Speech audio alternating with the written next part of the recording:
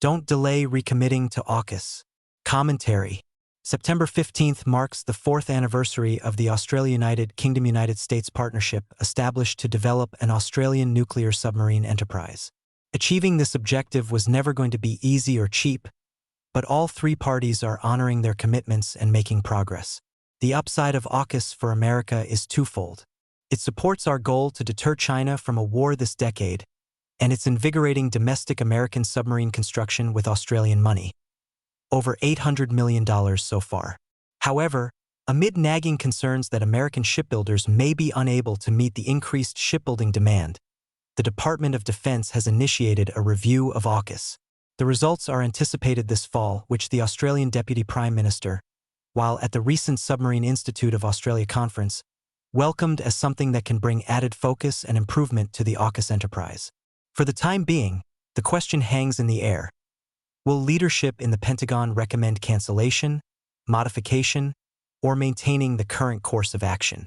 The longer uncertainty clouds Washington's commitment to AUKUS, the more progress and investments may stall. A prompt conclusion is needed to prevent costly second-guessing. Why nuclear submarines for Australia? Since the peak of the Cold War, Australian naval leaders recognized their reliance on distant sea lanes necessitated the endurance and speed of nuclear submarines. But with the end of the Cold War, a compromise was made for the development of the conventionally powered Collins class and its successor, the failed Attack class program. Until the advent of AUKUS, China did not exhibit significant concern over U.S. military presence in Australia. Beijing's perception shifted with the prospect of an increased number of nuclear submarines nearby that it could not counter.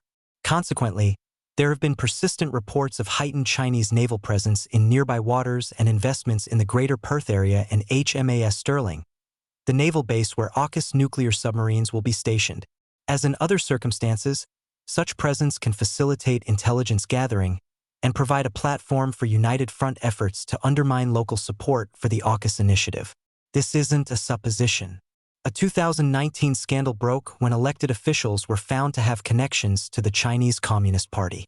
The overarching strategy for AUKUS, referred to as the optimum pathway, encompasses the deployment of increased American and British nuclear submarines to Stirling to sensitize the local community and build up local infrastructure. A pivotal milestone is approaching, and substantial progress has been made, yet concerns remain.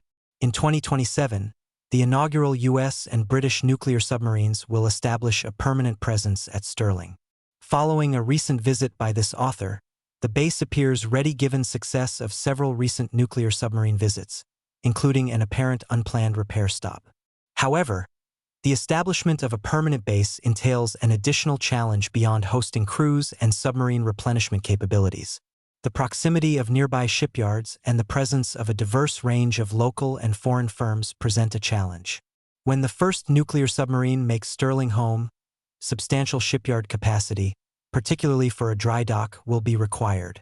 Currently, this capacity is lacking and interfering commercial activity, necessitates a significant reorganization in and around the so-called Henderson Defense Precinct. The likely interim disruption this will cause can be mitigated with a floating dry dock. For example, Henderson's and Stirling's facilities must simultaneously support the existing Collins submarine fleet, host an expanding fleet of surface warships, and potentially accommodate domestic production for Australia of Japan's Mogami-class frigates. Consequently, relocating commercial activities from the naval shipyard and conducting planned naval maintenance and shipbuilding necessitates the immediate addition of shipyard capacity. During a recent week-long visit by this author to the Greater Perth region, it became evident that there is ample political support, 67% popular support, and substantial Australian resources dedicated. Nevertheless, it's critical the intricate waterfront reorganization be resolved within a timely manner so that the arrival of the first nuclear submarine to Stirling isn't compromised. All told, the challenges ahead for AUKUS are well within Western Australia's capacity to overcome, should Canberra and Washington stay the course. The only logical conclusion for the review in Washington is recommitting to AUKUS and making any needed adjustment, since an AUKUS success is a win for Americans. From Real Clear Wire.